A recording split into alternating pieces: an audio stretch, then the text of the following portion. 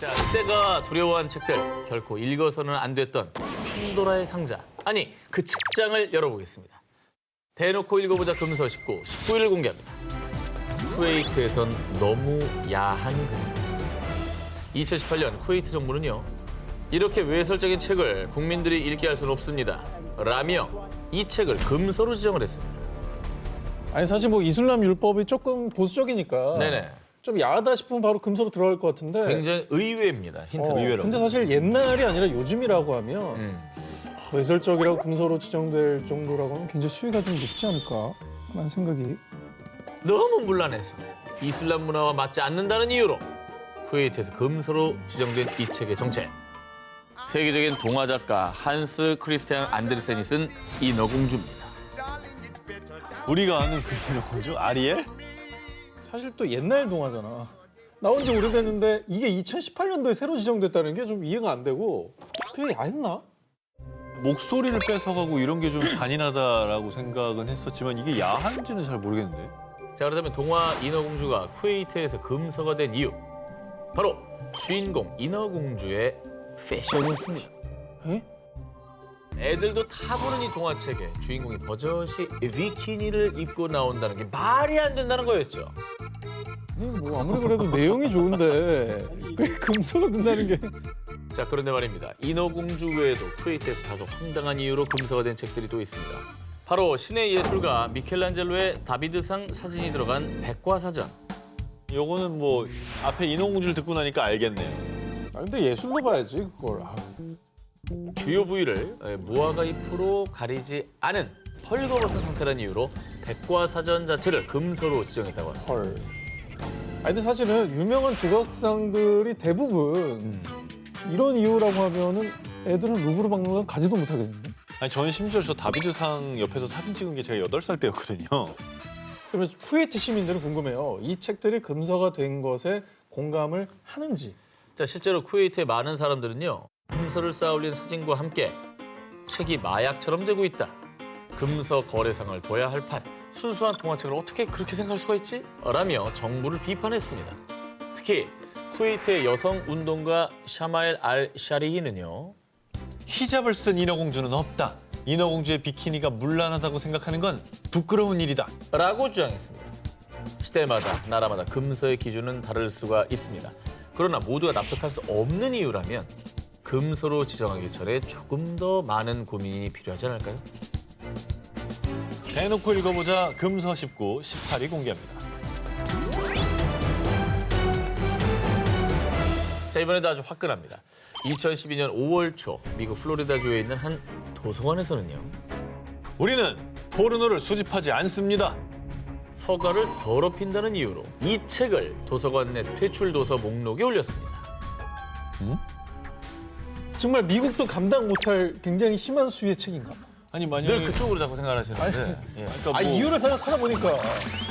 자, 그 주인공은 2011년 출간된 후 50여 개국에 번역돼 1억 부 이상의 판매고를 올리며 전 세계 출판기를 뒤흔들었던 에로틱 소설 그레이의 50가지 그림자입니다. 근데 아니 저거를 금지를 했다고? 미국에서? 저게 이제 출간됐을 때 기억이 나요. 그때 어떤 일이 있었냐면 책 싸게가 많이 팔렸어요. 책 싸게. 내가 저 책을 들고 있는 거를 남들이 몰랐으면 하는 거구나. 전철에서도 딴 책에 가려서 이렇게 보고 막 그 정도 센세이션했어요. 자, 일단 소설 그레이의 50가지 그림자는요, 백만장자 사업가 크리스티안 그레이와 문학을 전공한 아나스타샤 스틸의 다소 과격한 사랑을 다룬 작품입니다. 영화가 수위가 많이 낮아서 많이 실망들 하셨죠. 오상진의 금서 베스트 10은? 헨리 밀러의 북해기사. 이게 내가 어린 마음에 책 서에 꽂혀 있는데 초등학교 때 내가 모르고 그걸 본 거야. 아, 초등학생. 그 묘사가 막 아직까지 생각나. 입에 올릴 수 없는 그 묘사. 자, 우리에게는 영화로 익숙하지만은 영국의 주부 E.L. 제임스의 소설이 원작이었습니다.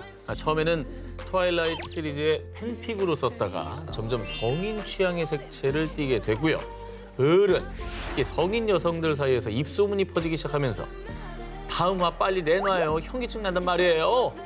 37,000여 개의 리뷰가 쏟아졌습니다.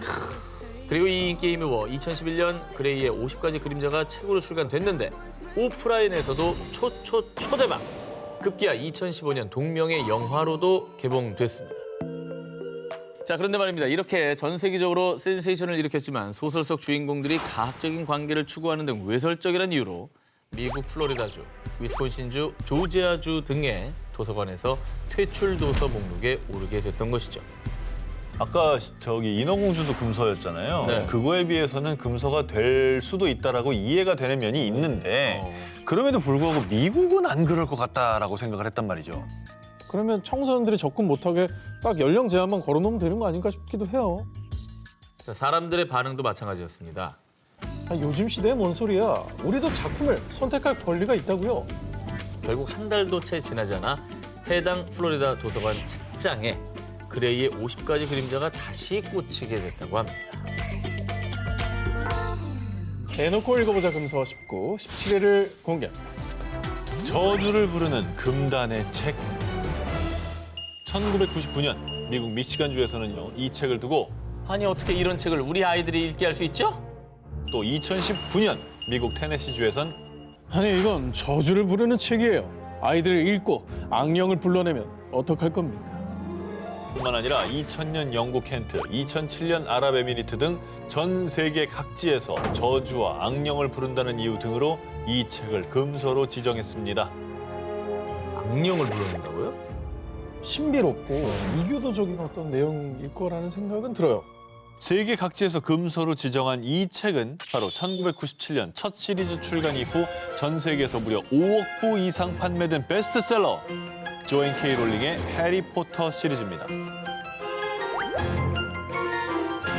영화로도 제작되며 전 세계인들의 사랑을 받은 해리포터 시리즈. 그런데 출판 직후부터 논란에 휩싸이며 금서 요청이 쏟아졌습니다. 그 이유는 일부 종교학교의 학부모들은 해리포터 속의 마법을 다루는 마법사와 마녀가 아이들을 현혹할 뿐 아니라 마법과 주술에 심취하고 악마를 숭상할 수 있다며 항의했던 건데요.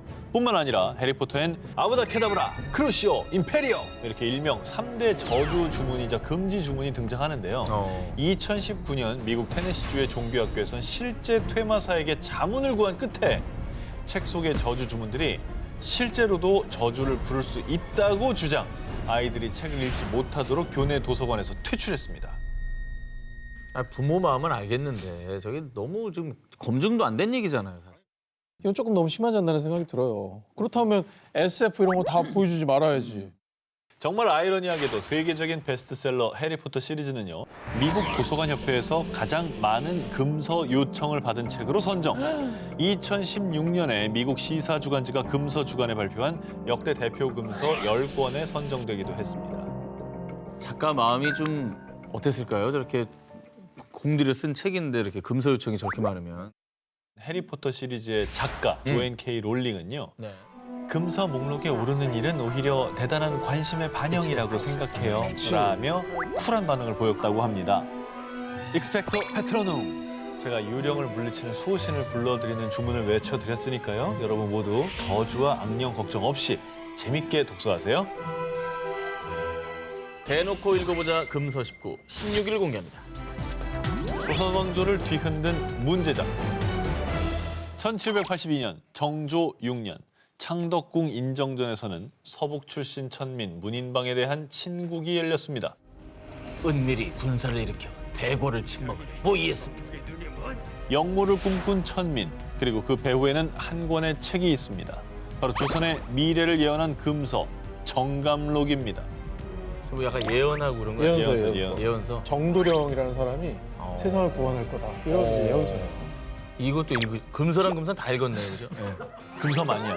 금서 매니아. 아니, 금서 책을 아니에요. 많이 읽다 보면 네. 가다 보면 금서가 걸리는 거지. 이야. 다독을 하다 보니까. 정감록이 조선 왕조를 뒤흔든 문제작이었던 이유.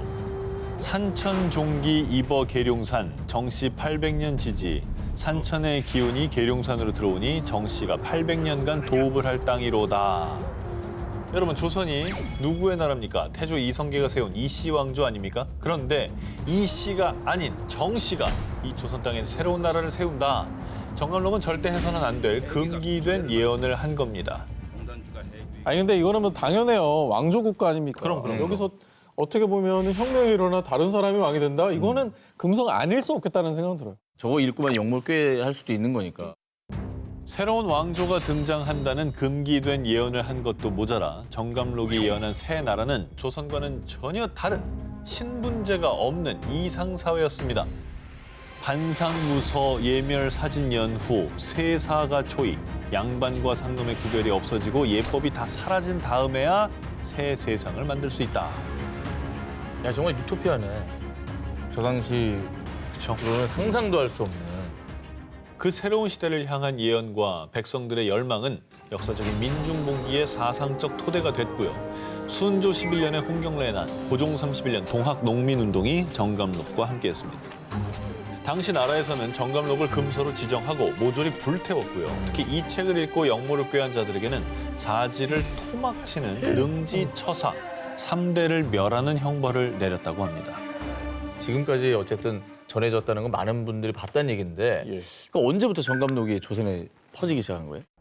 이게 사실 뭐 작자 미상이고 연대 미상입니다. 근데 정감록이 최초로 기록에 등장한 것은 영조 15년 승정원 일기 6월 9일 영조가 정감록에 대해 정감록은 도적들이 믿는 책이니 매우 교활하고 사악하다.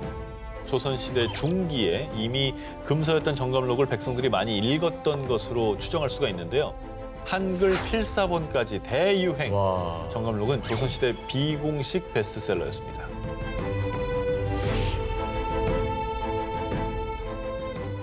대놓고 읽어보자 금서 19, 15위 공개합니다. 모모모 때문에 금지된 책. 역사상 가장 위대한 작가, 영국 최고의 극작가로 평가받는 윌리엄 셰익스피어의 작품 중에도 금서가 있었는데요. 바로 셰익스피어의 5대 희극 중 하나인 베니스의 상인입니다. 친구를 위해 유대인 고리 대금업자 샤일록에게 돈을 빌린 베니스의 상인 안토니오. 그는 기한 내로 돈을 갚지 못하면 자신의 살 1파운드를 주겠다고 약속하죠. 그러나 안토니오는 제때 돈을 갚지 못하게 되고 샤일록은 끝까지 안토니오의 살 1파운드를 요구해 결국 재판까지 열리게 되는데요. 이때 재판관의 지혜로 샤일록이 패소하고 모두의 해피엔딩으로 마무리됩니다. 살을 도려내야 되는데 뭐 이렇게 피 한 방울 안 들이고 심장살을 도려내라 뭐 이런 표현이 나오잖아요. 거기서 그런 좀 잔인하다라고 느끼지 않았을까? 정답. 네. 이스라엘에서 반대. 왜 유대인 고리대금업자를 이렇게 나쁜 사람으로 묘사하느냐? 베니스의 상인이 금서가 된 이유. 샤일록이 유대인이라는 이유 때문이었습니다. 그럼 이 책을 안 읽어도 이렇게 알잖아. 이게 당당할 일은 아닌데 좀 이상하다. 뭔가 내가 헛똑똑이 된 느낌이야. 야. 외국의 문학 작품에서 흔히 유대인은 매부리 코를 가진 고리 대금업자 혹은 돈밖에 모르는 교활하고 잔인한 인물로 등장. 소설 베니스의 상인 속의 샤일록 역시 피도 눈물도 없는 지독한 유대인으로 나오는데요. 그래서 미국과 캐나다 등의 일부 학교에서는요. 학생들이 유대인에 대한 편견을 가질 수 있습니다. 라는 이유로 베니스의 상인을 교과 과정에서 제외시키고 금서로 지정했다고 합니다. 착한 건 읽었다고 유대인을 영원히 그렇게 나쁜 사람으로 취급할 학생들이 또 얼마나 될까라고 의심은 들어요. 실제로 1986년 캐나다의 한 학교에서는 베니스의 상인 강의를 들은 뒤 학생들이 한 유대인 학생에게 동전을 던지며 어이, 돈밖에 모르는 유대인 사채업자 빨리 동전 주워. 이렇게 조롱하는 일도 있었다고 합니다. 작품 속 악역과 같은 인종이라는 이유로 차별을 당한 일이 있었네요. 그래요. 그러니까 이런 논의는 좀 이루어질 만한 했겠다라는 생각이 듭니다. Parler de Clémence à cet homme. Lorsqu'il crache